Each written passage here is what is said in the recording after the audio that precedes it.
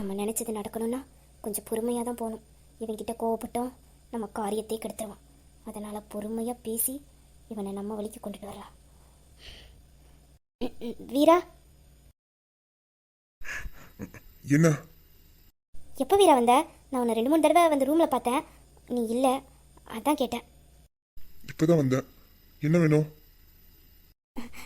நீ இன்னும் என் மேலே கோவமாக தான் இருக்கியா வீரா? நீ இங்க எதுக்கு வந்தியோ அதை மட்டும் சொல்லு. நான் கோவமா இருக்கேன் இல்ல, அது உனக்கு தேவையில்லாது. அது இல்லை வீரா, நான் அப்படி உன்கிட்ட நடந்திருக்க கூடாது. நான் பேசினது தப்பு தான். அதுக்காக நீ என்கிட்ட இப்படி பேசாமல் இருக்காத, எனக்கு கஷ்டமாக இருக்கு. அது இந்த பாரு, தேவையில்லாத பேச்செல்லாம் என்கிட்ட பேசிக்கிட்டு இருக்காத. நீ இப்போ எதுக்காக வந்தியோ அதை மட்டும் சொல்லிட்டு கிளம்பு. அது ஒன்றும் இல்லை வீரா, நீ மார்னிங்கே சாப்பிட மாட்டேன்னு சொல்லிட்ட. இப்போ இவ்வளோ நேரம் ஆயிட்டு, நீ சாப்பிட்ருப்பியா என்னன்னு தெரில. அதான் இந்த பாலையாச்சும் குடிப்பேன்னு கொண்டுட்டு வந்தேன். எனக்கு எதுவும் வேண்டாம், நான் வெளியில சாப்பிட்டுட்டு வந்துட்டேன். வெளியில் சாப்பிட்டியா? உனக்கு தான் வெளியில் சாப்பிட்டா ஒத்துக்காதே. காலையில தானே உன்கிட்ட நான் சொன்னேன், என்னை பார்த்துக்க எனக்கு தெரியும். என்னை பத்தி கவலைப்படுறதுக்கு உனக்கு எந்த உரிமையும் இல்லை. உரிமைப்பட்டவங்க என்னை பத்தி கவலைப்பட்டா போதும், புரியுதா? போ, எனக்கு எதுவும் வேண்டாம். ஏய் சாரிடா, ஏண்டா என்கிட்ட இப்படி கோமாவே பேசுற? உனக்கு ஒரு தடவை சொன்னா புரியாது. நான் போகிறேன். அதுக்கு முன்னாடி இந்த பாலை மட்டும் குடிடா. நான் செஞ்சது தப்பு தான், ஆனால் நீ இப்படி சாப்பிடாம இருக்கிறத பார்த்தா எனக்கு கஷ்டமாக இருக்குது. ப்ளீஸ், எனக்காக வேண்டாம், உனக்காக கொஞ்சம் இந்த பாலை மட்டும் குடிச்சிடுற. அங்க வச்சுட்டு போ, எனக்கு தேவைன்னா எடுத்து குடிச்சுக்கிறேன். பரவாயில்லடா, நான் நிற்கிறேன். நீ பாலை குடிச்சிட்டு தான் நான் போய்க்கிறேன். நான் தான் சொல்றேனே, குடிச்சுக்கிறேனே. அங்க வச்சுட்டு போ. சரிடா, நான் வச்சுட்டு போகிறேன். அம்மா, உங்க டேடியை பார்க்க போனியா? அது ஆமாம், நான் போய் டேடியை போய் பார்த்துட்டு வந்துட்டேன். உங்க டேடி இப்ப எப்படி இருக்காரு? என்ன ஒரு மாதிரியாக கேட்குறான்? டேடி டேடி நல்லா இருக்காங்க, இப்போ பரவாயில்ல. நான் டாக்டர்கிட்டலாம் பேசிட்டேன். இன்னும் 2-3 நாளில் வீட்டுக்கு வந்துடுவாங்க. ஓ அப்படியா? சரி, உங்ககிட்ட ஒரு முக்கியமான விஷயம் சொல்லணும். என்ன வீரா, சொல்லு. நான் மார்னிங் ஃப்ளைட்ல இந்தியாவுக்கு போறேன். டிக்கெட்லாம் புக் பண்ணிட்டு வந்துட்டேன். அதனால காலையில 6 o'clock நாங்க இருந்து கிளம்பிடுவேன். என்னடா வீரா இப்படி சொல்ற? டாடிக்கு இன்னும் உடம்பு சரியாகல, அதுக்குள்ள எப்படி இந்தியாவுக்கு போக முடியும்? நான் மட்டும்தான் இந்தியாவுக்கு போறேன், நீ வரல. உங்க டேடிக்கு இன்னும் உடம்பு சரியாகல, அதனால நீ இங்கேயே இருந்து உங்க டேடியை பாத்துக்க. எனக்கு இந்தியாவில் நிறைய வேலை இருக்கு. பிசினஸ் பத்திலாம் கவலைப்படாத, அதை நான் பாத்துக்கிறேன். கம்பெனி ஓப்பன் அன்னைக்கு மட்டும் நீ வந்தா போதும். அது வரைக்கும் இருந்து உங்க டேடிய பாத்துக்க, சரியா? இவனுக்கு ஏதோ ஒன்று தெரிஞ்சிருக்கு, அதான் நம்ம கிட்ட இப்படி பேசுறான். இந்தியாவுக்கா போற? உன்னால எப்படி போக முடியும்னு நானும் பார்க்குறேன். நீ டிக்கெட் புக் பண்ணது எனக்கு நல்லாவே தெரியும். நீ முதல்ல அந்த ரூமை விட்டு வெளியில போறியான்னு பாரு, அதுக்கப்புறவு இந்தியாவுக்கு போறதை பத்தி யோசிக்கலாம். உன்னை கஷ்டப்பட்டு பிளான் போட்டு தூக்கிட்டு வந்திருக்கேன். அவ்வளோ சீக்கிரத்தில் இந்த லேக்கா உன்னை விட்டு கொடுத்துட மாட்டேன். உன் மூளை ரொம்ப ஸ்பீடாக வேலை செய்யுது, அதை கொஞ்ச நாளைக்கு ஸ்லோ பண்ணலான்னு நினைக்கிறேன். இந்த பாலை ஃபஸ்ட்டு குடி. காலையில் 10 மணி வரை உன்னால் எந்திக்கவே முடியாது. அப்படியே நீ எந்திரிச்சாலும் ஒரு அடி கூட உன்னால் எடுத்து வைக்க முடியாது. அந்த நிலாவோட நினைவுகளை உன்கிட்ட இருந்து அழிக்கிறதுக்கான எல்லா ஏற்பாடையும் நான் பண்ணிட்டேன். இனிமேல் இந்த லேக்கா மட்டும்தான் உன் நினப்பில் இருப்பா. எனக்கு தூக்கம் வருது, நீ கொஞ்சம் வெளியில போறியா? நீ தூங்கு, நான் உன்னை டிஸ்டர்ப் பண்ண மாட்டேன். இந்த இந்த பாலை குடிச்சிட்டு தூங்கு, மறந்துடாத. நீ தூங்கு, நான் போகிறேன். நான் ஃபர்ஸ்ட் போய் என் நிலாவை பார்க்கணும், அப்பதான் எனக்கு நிம்மதி.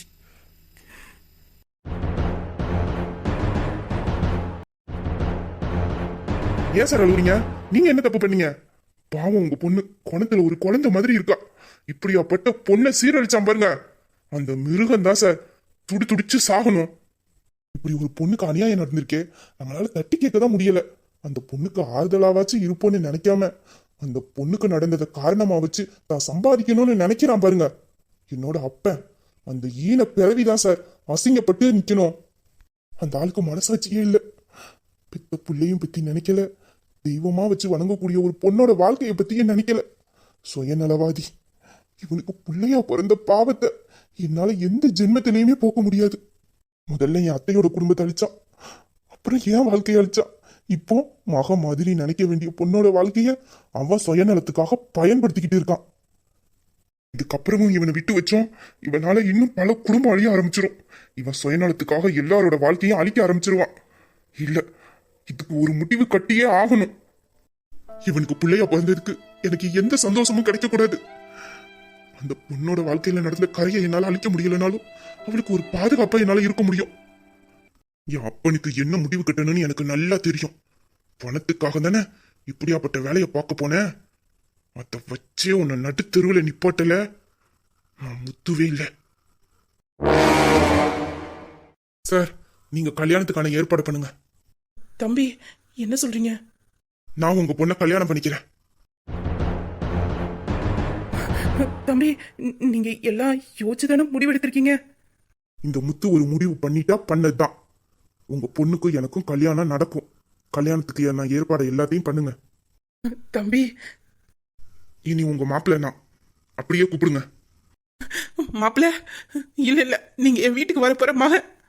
நானும் என் மனைவி இத்தனை நாளா பட்ட வேதனைக்கு இன்னைக்கு முடிவு கிடைச்சிருச்சு. நீங்க பிள்ளையா இருந்து என்னையும் என் குடும்பத்தையும் கண்டிப்பா பாதுகாப்பீங்க. என் பொண்ணோட வாழ்க்கை இனி சந்தோஷமா இருக்க போகுது. இந்த பாருங்க மாமா, எனக்கு இந்த விஷயம் தெரிஞ்சுட்டுங்கிறத எந்த காரணத்துக்காகவும் எங்க அப்பனுக்கு தெரியக்கூடாது. சொல்ல மாட்டேன் தம்பி. ஏன்னா உங்க அப்பாவே என்கிட்ட இந்த விஷயத்தை பத்தி என் மவனுக்கு எதுவும் தெரியக்கூடாதுன்னு தான் சொன்னாரு. ஆனா என்னாலதான் சுயநலமா யோசிக்க முடியல. என் பொண்ணோட வாழ்க்கை தான் இப்படி ஆயிருச்சு.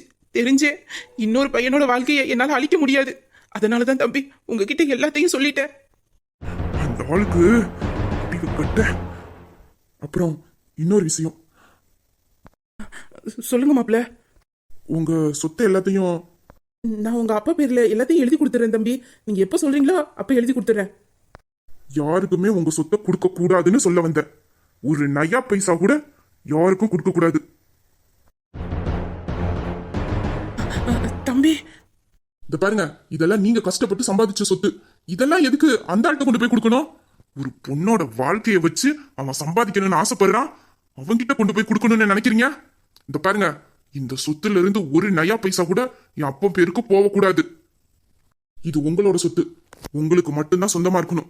ஏன், உங்க பொண்ணு பேர்ல கூட எந்த சொத்தும் இருக்கக்கூடாது. அவ என்ன கல்யாணம் பண்ணிட்டு வரும்போது இந்த முத்தோட மனைவியா தான் வரணும். இந்த சொத்துக்கு அதிபதியா வரக்கூடாது. ஐயோ மாப்பிள்ள, இந்த சொத்தெல்லாம் என் பொண்ணுக்கு தானே போய் சேரணும். நாளைக்கு உங்களுக்குன்னு ஏதாச்சும் தேவைகள் இருக்குல்ல. ஏன், என்னால உங்க பொண்ணை வச்சு காப்பாற்ற முடியாதுன்னு நினைக்கிறீங்களா? மாப்பிள்ள, அப்படிலாம் நான் எதுவும் சொல்லல.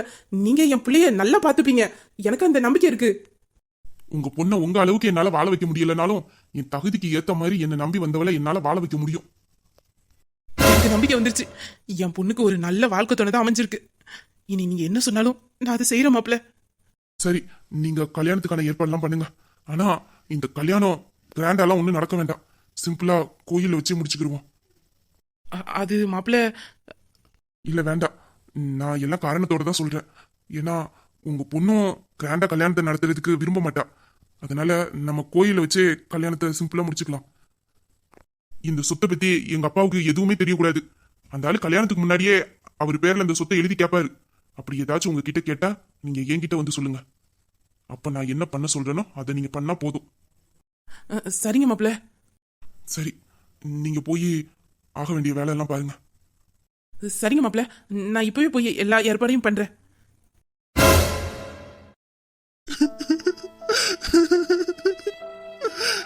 என்ன மன்னிச்சிரடி ரூபி. என்னால உன் கூட இந்த ஜென்மத்துல வாழ முடியாதுடி. உன் கூட சந்தோஷமா வாழணும், உன்னை நல்லபடியா பாத்துக்கணும். என் அப்பா உன் குடும்பத்துக்கு செஞ்ச பாவத்துக்கு உன்னை நான் மகாராணியாட்ட வாழ வைக்கணும்னு நினைச்சேனடி. இப்ப இன்னொரு குடும்பத்தையும் அழிக்க நினைச்சிட்டாரடி. பாவண்டி அந்த பொண்ணு தனக்கு என்ன நடந்துச்சுன்னே தெரியாம ஒரு குழந்தையாட்ட எல்லார்கிட்டையும் பழகிட்டு இருக்கா. இப்படியாப்பட்ட பொண்ணோட வாழ்க்கையை நாசம் பண்ண நினைச்சிட்டாருடி. இந்த ஆள் செஞ்சிட பாவத்துக்கு என்னால மட்டும் தாண்டி பரிகாரம் பண்ண முடியும். இப்ப நான் எடுத்திருக்க முடிவுதான், இந்த ஆளு செஞ்ச பாவத்துக்கு நான் செய்யற பரிகாரம். இந்த ஜென்மத்துல நீ நானும் ஒண்ணு சேர முடியாது. கண்டிப்பா உன்னால இதை தாங்கிக்க முடியாது, எனக்கு தெரியும். ஆனா என்னைக்கா இருந்தாலும் இந்த மாமாவை புரிஞ்சுப்பேன். என்னால அந்த பொண்ணு கூட ஒரு சந்தோஷமான வாழ்க்கையை வாழ முடியாது. ஆனா அந்த பொண்ணோட காயத்துக்கு நான் ஒரு மருந்தா இருப்பேன். அது மட்டும் தாண்டி என்னால முடியும். என்ன மன்னிச்சிருடி, என்ன மன்னிச்சிரு. நான் இப்போ உனக்கு செய்யற இந்த துரோகத்துக்கு என் கண்ணீரால உன் கால கழுவுனா கூட பத்தாதுடி. என்ன மன்னிச்சிருடி, என்ன மன்னிச்சிரு. இந்த பாவிய மறந்துட்டு உனக்கு ஒரு நல்ல வாழ்க்கையை அமைச்சுக்க.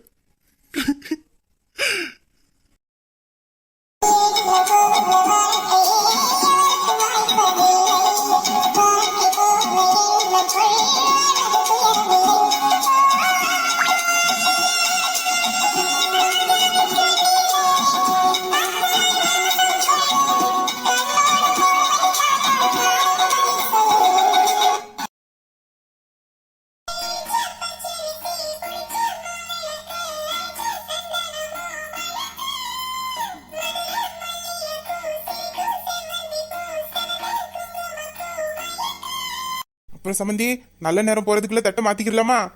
சரிங்க சம்மந்தி. குடும்ப லட்சுமி, இந்த மாசம் 20ஆம் தேதி வியாழக்கிழமை சுப முகூர்த்த நேரம் 9 to 10 மணிக்கு உங்களோட பொண்ணுக்கும் என்னோட பையனுக்கும் கல்யாணம் முடிவு பண்ணி இன்னைக்கு நிச்சயம் பண்றோம். இந்த கல்யாணத்துல என் குடும்பத்து சார்பா எங்களுக்கு முழு சம்மதம், எங்களுக்கும் மனப்பூர்வமான சம்மதம். இந்தாங்க சம்மந்தி, தட்டை வாங்கிக்கோங்க. எல்லாம் முடிஞ்சிட்டு எனக்கு ரூபிக்குமான உறவு இந்த நிமிஷத்தோட முடிச்சிட்டு. இந்த ஜென்மத்துல என் ரூபி கூட என்னால சேர்ந்து வாழ முடியல. அடுத்த ஜென்மத்திலேயாச்சு நம்மளுக்கு பிரிவில்லாத வாழ்க்கையை அதை கடவுள் தர நான் வேண்டிக்கிறேன். என்ன மன்னிச்சிரு ரூபி.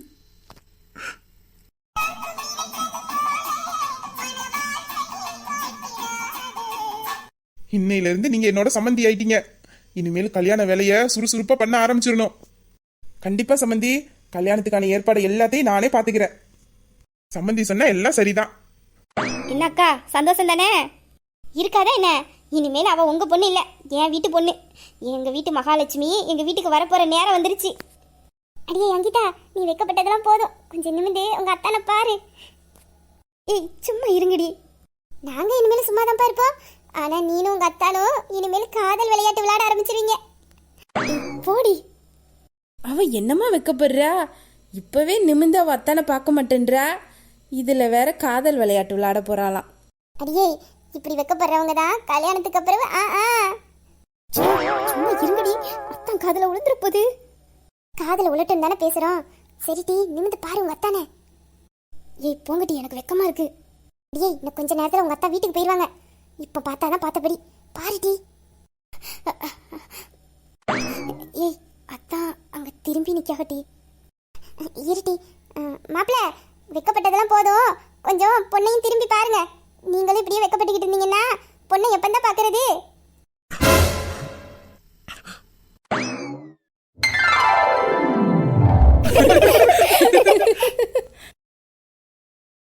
ஓடுகிற தண்ணியில ஒரு சீவிட்ட சந்தனத்தை சீந்திச்சோ சேரலையோ செவத்த மச்சான் நெஞ்சுக்குள்ளே.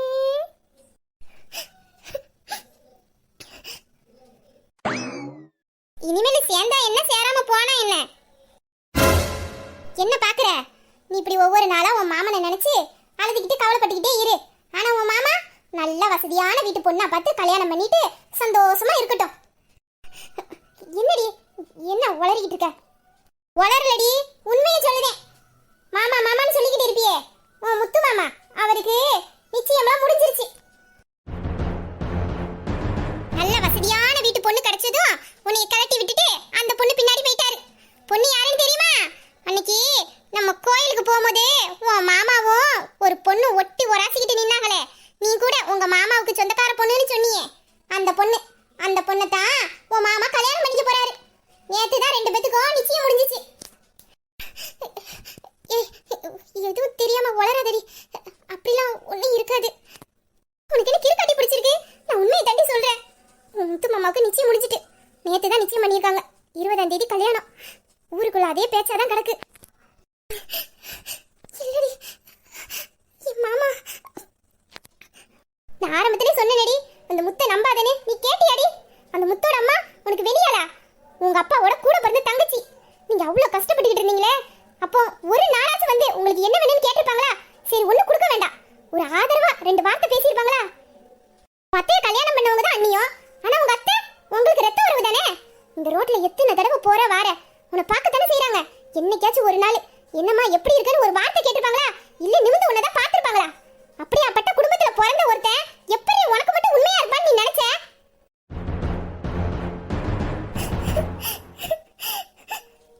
இப்ப நீ இப்படி உட்கார்ந்து அழ போய் என்னடி மாற போகுது? சின்ன வயசுல இருந்து உன் மாமனை விரும்பினேன்னு சொன்னியே.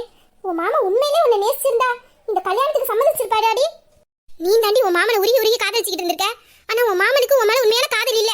ஏதோ நேரம் போக்குக்காக உன் பின்னாடி சுத்தி வந்துகிட்டு இருந்திருக்காரு. தான் அத்தையோட குடும்பம் கஷ்டப்பட்டுக்கிட்டு இருக்கே, அவங்களுக்காக ஏதாச்சும் பண்ணணும்னு உன் மாமா என்னைக்காச்சும் யோசிச்சிருக்காராடி? உன்னை காதலிக்கும் போது உன் மாமனுக்கு இந்த வசதி எல்லாம் தெரியல.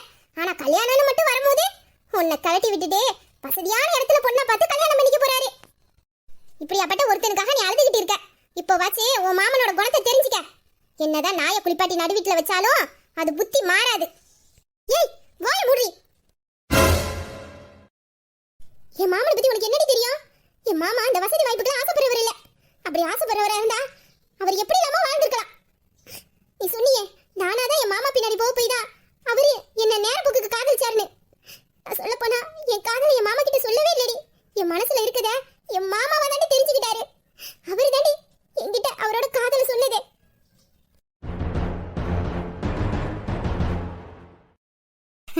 ஏய் எல்லாத்தையும் படிச்சிட்டியா என்ன? என்னால முடிஞ்ச அளவுக்கு படிச்சிருக்கேன். பார்க்கலாம் கொஸ்டின் பேப்பர் ஈஸியா இருக்கா என்னன்னு. ஏய் பொய் சொல்லாத, நீ நல்லா தான் படிப்ப. என்ன பாரு, நானும் உன்ன மாதிரி தான் கஷ்டப்பட்டு படிக்கிறேன். ஆனாலும் இதோட 8 அரியர் வச்சுட்டேன். ஆனா நீ ஒன்றும் படிக்கலன்னு சொல்லி எல்லா பேப்பரையும் கிளியர் பண்ணிட்ட. இந்த பாரு ரீத்து, நம்ம படிக்கிற படிப்பை கஷ்டப்பட்டு படிக்க வேண்டாம். நம்மளுக்கு பிடிச்ச மாதிரி படிச்சாலே போதும். எந்த அரியரும் இல்லாம எல்லா எக்ஸாமையும் கரெக்டா எழுதிடலாம். என்னவோப்பா நீ என்னெல்லாமோ சொல்ற, எனக்கு ஒன்றும் புரியல. சரி முத்து, எக்ஸாம்லாம் முடிஞ்சு ஹாலிடேக்கு எங்கேயாச்சும் வெளில போகலான்னு பிளான் போட்டிருக்கியா? இல்ல ரீத்து, எங்கேயும் போறாக்கல ஐடியா இல்ல. அப்படியா?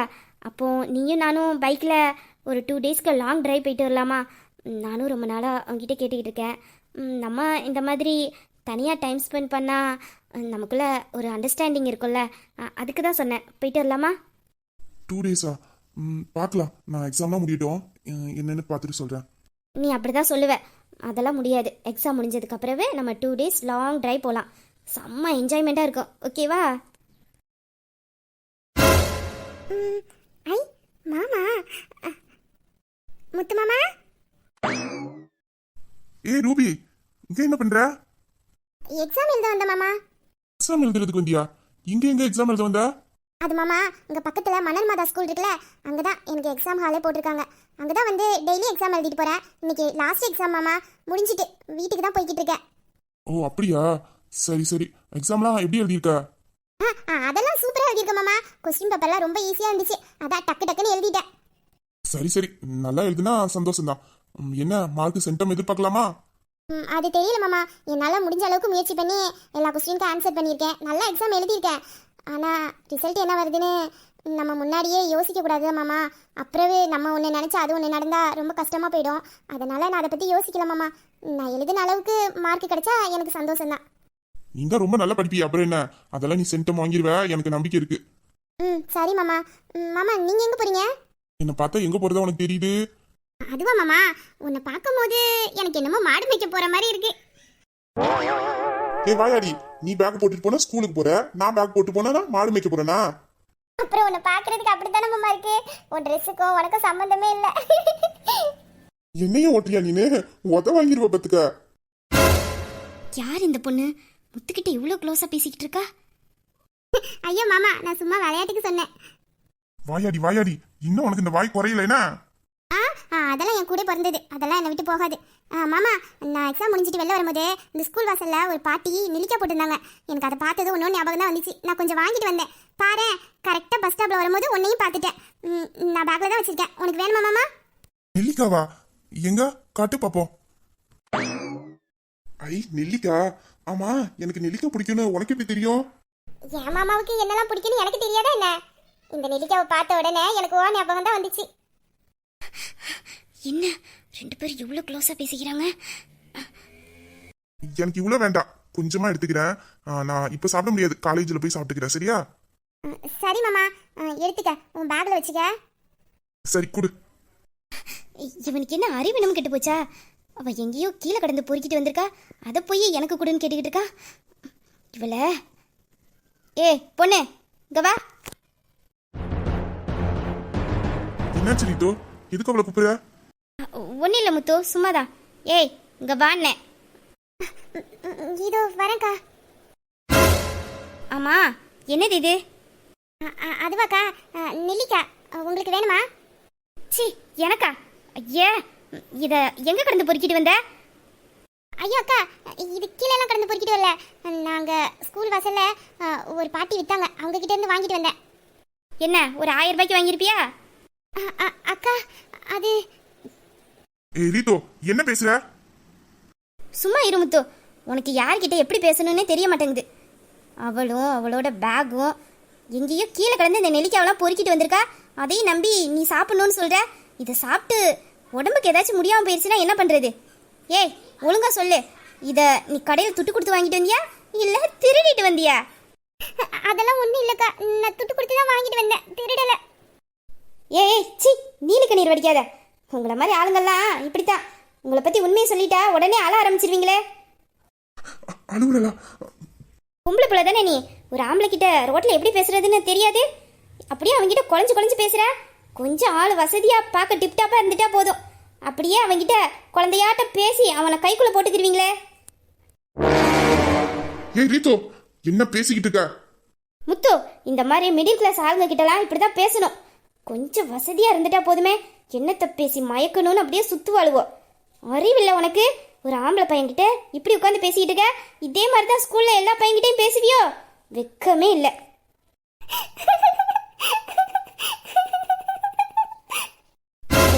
அதை கீழே போடு. சி, வாய் மூடு.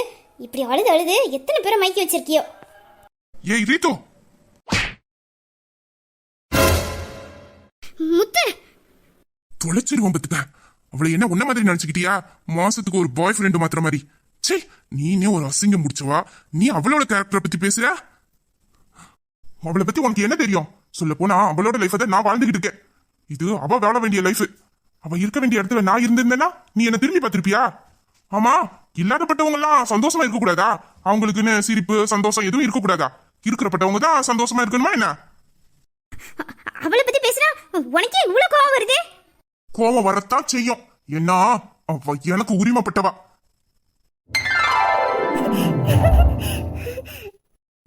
என்ன? ஆமா, அவ எனக்கு உரிமைப்பட்டவதான். ஏன்னா எங்ககிட்ட ஒண்ணு இல்லாத காலத்திலேயே என் மேல அந்த அளவுக்கு அன்பு வச்சிருந்தவா. இன்னமும் அவளோட அன்பு ஒரு துளி கூட குறையல. அப்போ என்கிட்ட எப்படி இருந்தாலோ அதே மாதிரிதான் இப்பவும் நடந்துக்கிறா. உன்ன மாதிரி மாசத்துக்கு ஒரு ஆளை தேடி போற கேரக்டர் அவ கிடையாது. முத்து, இந்த பாரு, இனிமேல் என் மூஞ்சில நீ முழிச்ச புண்டுருவேன் பத்துக்க. சிக் போ. பாத்துக்கிறேன் உன்னை. ஏய் இங்க பாரு, எதுக்கு இப்ப அழுதுகிட்டு இருக்க? அழுவைய நிப்பாட்டுன்னு சொன்னேன், நிப்பாட்டடி. அவ உன்னை அப்படி பேசுறாளே, மூஞ்சிலே உனக்கு கொடுக்க வேண்டியதானே? இல்ல மாமா, அவங்க உன்னோட ஃப்ரெண்ட் இல்ல, அதனாலதான். ஃப்ரெண்டா இருந்தா என்ன? அவள இன்னொரு தடவை என்கிட்ட வாய கொடுக்கட்டும், மூஞ்சில குத்திடுறேன். மாமா. என்ன? இல்ல, நீ அவங்க கிட்ட சும்மா தானே என்ன பிடிச்சிருக்குன்னு சொன்ன. ஆமா, சும்மா தான் சொன்னேன். லூசு லூசு, எனக்கு உன்னை பத்தி தெரியாது. என்னை உனக்கு சின்ன பிள்ளையில இருந்து பிடிக்கும்னு எனக்கு நல்லா தெரியும். எனக்கும் உன்னை ரொம்ப பிடிக்கும். நானும் உன்கிட்ட என் மனசுல இருக்கிறத சொல்லணும்னு நினைப்பேன். ஆனா உன் மனசுக்குள்ள ஒரு குற்ற உணர்ச்சி. எங்களால தானே உங்களுக்கு இந்த நிலைமை. அதனாலதான் நான் உன்கிட்ட சொல்றதுக்கு கொஞ்சம் தயங்கினேன். ஏன் மாமா அப்படிலாம் பேசுற? அவங்க பண்ண தப்புக்கு நீ என்ன பண்ணுவ? பெரியவங்க, அவங்களுக்கே அறிவில்லை, அதுக்கு நீ என்ன பண்ண முடியும்? நானும் என் மனசுல இருக்கிறத உங்ககிட்ட சொல்லணும்னு நினைப்பேன். ஆனா இருந்தாலும் எனக்குள்ள கொஞ்சம் பயம், அதான். எங்க அப்பா உங்க குடும்பத்துக்கு பண்ண பாவத்துக்கு நான் மன்னிப்பு கேட்டா அது சரியாயிடாது. என்னால எதையும் மாத்த முடியாதுதான். ஆனா உன்னை நான் நல்லா வச்சு பார்த்துப்பேன், ஒரு மகாராணியாட்டம். உனக்கு எந்த கஷ்டத்தையும் கொடுக்க மாட்டேன். நீ இந்த மாமாவை நம்புவல்ல? என்ன மாமா அப்படிலாம் சொல்ற? நான் உன்னை நம்புறேன். நீ என்னைக்குமே அவங்க எங்க குடும்பத்துக்கு பண்ண தப்ப நீ எனக்கு பண்ண மாட்ட. எனக்கு உன் மேல நம்பிக்கைமா. இது ஒண்ணு போதுண்டி. நீ என் மேல வச்சிருக்க நம்பிக்கைய என்னைக்குமே நான் கெடுக்க மாட்டேன். உன்னை நான் நல்லா வச்சு பார்த்துப்பேன், சரியா? எனக்கு தெரியும் என் மாமா என்னை நல்லா பார்த்துப்பாருன்னு. ஐயோ, உனக்காக நெல்லிக்காயெல்லாம் வாங்கிட்டு வந்தேன். அந்த அக்கா கீழே தள்ளி விட்டுட்டாங்க. பரவாயில்ல, நம்ம போற வழியில வாங்கி சாப்பிட்டுக்கலாம். சரிப்பா, நானும் அப்படியே ஊருக்கு வரேன். இதுக்கு பேர் காலேஜ் அதெல்லாம் பார்த்துக்கலாம். சரிப்பா, நம்ம 2 பேரும் பேசிக்கிட்டு போகலாம். ஐயோ மாமா, மழை வந்துட்டு. சரிப்பா, அந்த மரத்துக்கிட்ட ஒதுங்கி நிப்போம். ம்? என்ன? ஒன்றும் இல்லை மாமா. ம், சரி. விட்டு விட்டு மின்னல் வெட்டும் சத்தமின்றி இடிக்கும் இருவர் மட்டும் நனையும் மழையடிக்கும். இது கால மழை அல்ல, காதல் மழை. ஒவ்வொன்றாய் திருடுகிறாய் திருடுகிறாய், யாருக்கும் தெரியாமல் திருடுகிறாய். முதலில் என் கண்களை, இரண்டாவது இதயத்தை, மூன்றாவது முத்தத்தை.